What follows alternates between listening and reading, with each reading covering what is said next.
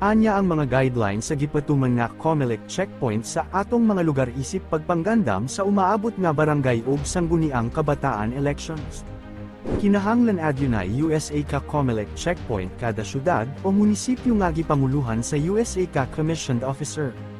Ang mga sakop sa pulis nga nadestino kinahanglang ana sa proper attire. Kinahanglang klarong makita ang lokasyon aron daling makita sa mga motorista ang mga nadestino sa maong COMELEC checkpoint. Matag checkpoint kinahanglang adyunay signboard nga may gidak-on nga 3x4 feet. Ug naglangkob sa COMELEC checkpoint, ang ngalan ug opisina sa election officer inggan man ang ngalan ug opisina sa commanding officer o team leader.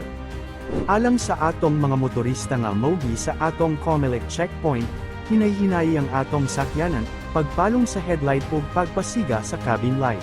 Hinumdumi, dili angay pagson ang mga motorista sa pagkanaog sa ilang sakyanan atol sa inspection, visual inspection lang ang gikinahanglan.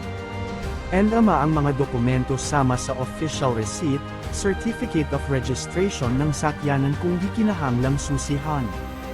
Mao nga dya pahinumdaman ang mga motorista nga sundan ang gipatuman nga COMELEC checkpoint sa atong mga lugar aron masiguro ang hapsay ug malan awon nga barangay ug sangguniang kabataan elections.